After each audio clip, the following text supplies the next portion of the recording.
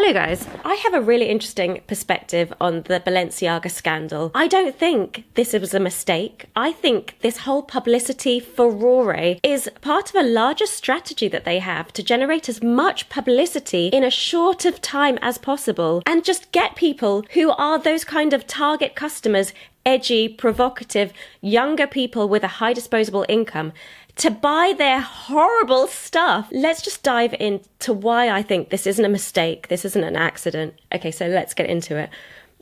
Not all businesses are equal, and not all businesses are easy to run in the same way. Why would you say that? Okay, so the hardest businesses to run are physical stores. When you're literally there, you've got a bakery, you've got to go in at 2 a.m. to bake croissants. Extremely expensive, time consuming and labor intensive. The second hardest store or business to run is a physical store where you're shipping inventory to China, to the US. Those stores, online markets and online things are really, really expensive. So let's put that together. Balenciaga physically ships expensive luxury items when right now we're in a recession. People can't often afford these luxury things, so their target audience is extremely narrow. And in amongst that kind of sphere of fashion and art and makeup and things that people don't necessarily need, they're fighting a losing battle. Fashion brands are continuously going bankrupt and stores are closing left to right and centre everywhere. So they're continuously fighting for their target audience to find them interesting and to generate that publicity. Their marketing is expensive.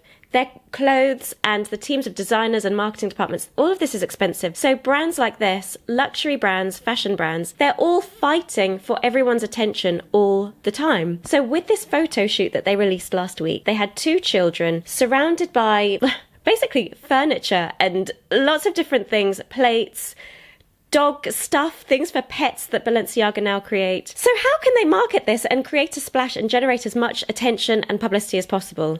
Well, by putting in actual real life children holding toys with sexual connotations, a toy that looks like just a cuddly bear covered in BDSM crap. I mean, this stuff is revolting. And I'm absolutely amazed that this photo shoot could have been approved by so many different people on the day. With this photographer, he wouldn't have just turned up and just taken pictures. There are so many teams, the legal team, the marketing team, every single step of the way when people even want to create products. There are so many different people that have to be involved in this whole process. So it's absolutely laughable that this could be done by accident. This is all part of some sort of bizarre master plan that they have to generate as much publicity as possible in a shorter space of time. We've literally just had Black Friday, Christmas is coming, and people that can afford luxury items for their wives and girlfriends and, whatever, if you've got a kid that wants to be an influencer or whatever. Anyway, I'm veering off topic here. They're marketing these products to people that just can afford something that's just a bit unusual, a little bit edgy, and that generates attention. Oh, you're wearing a Balenciaga bag. Oh, that's interesting. So this is what they're doing. None of this has been done by accident, but I don't think they actually anticipated this level of attention. They would have known that people are going to be appalled. They would have thought that this is going to create a Twitter storm, or a few influencers are going to be talking about it on their YouTube channel. I don't really think that they anticipated this level of attention. They were aiming for here, but they kind of just went up there with this level of attention. So what can we as business owners and founders do? What can we learn from this? Primarily, being provocative and being edgy, they got what they wanted, didn't they? I mean, everyone is talking about it. Whether or not now this level of attention will translate into sales, who knows? Suddenly people who might have just heard of Balenciaga for the first time and suddenly think, oh my God, I would love to buy this dog bowl or weird plate that has Balenciaga.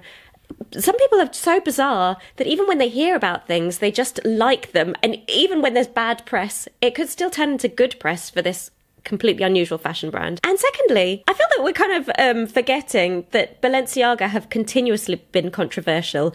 Just this summer when Kim Kardashian was completely covered head to toe in this weird bondage thing. And the kind of weird bondage stuff that they have already been putting on kids. I mean, they are continuously testing the waters. Let's see how far we can take it. Let's go a little bit further. How far can we do this? How much more can we shock? And now I think they have seen that they have just taken it way too far, and it is now backfiring for them. Before, this provocation and this weird, shocking marketing, it's just not backfired for them.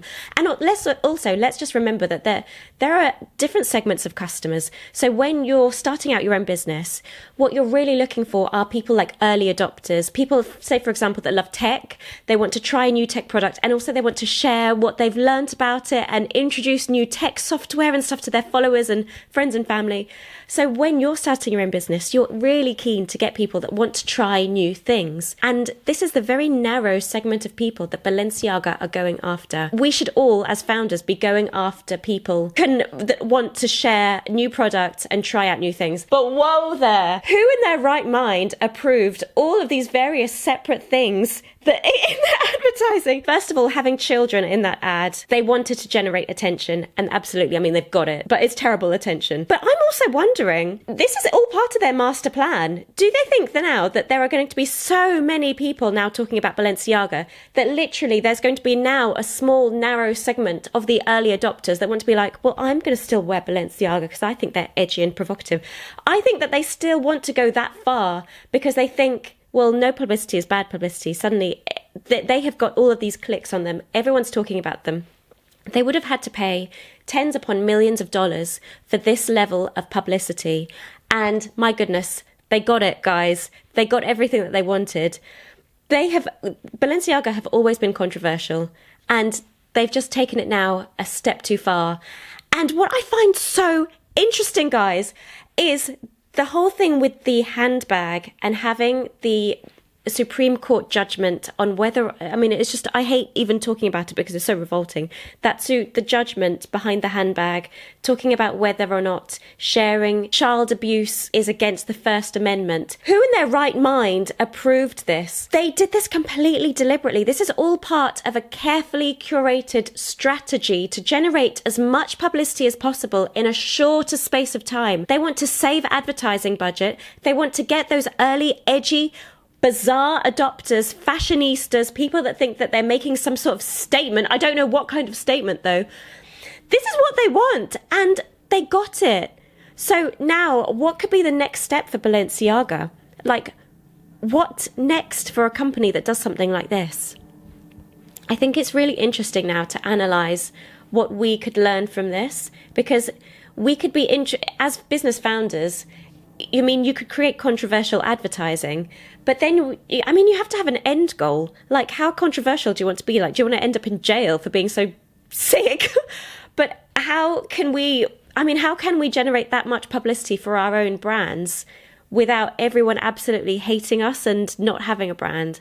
It's really interesting. I mean, it's so bizarre. It's so bizarre. And I just find it so crazy how so many people who work at Balenciaga, I mean, it's not like a solopreneurship business. There's a huge team of people.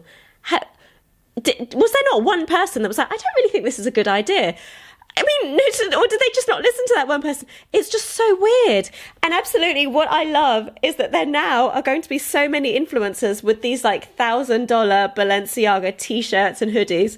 They're like, I can't actually wear this anymore because it's too embarrassing. Are they going to still wear Balenciaga and still be edgy? Who knows? It's all, anyway, just whatever, man. I don't know. It's just so crazy. I think we can learn something from this because publicity and controversy definitely work. But, I mean, how far can you take it before as a company, you're cancelled? I mean, it's sick. Let me know what you think. And I will see you next time for another episode of What Can We Learn From? See you soon. Bye for now, guys.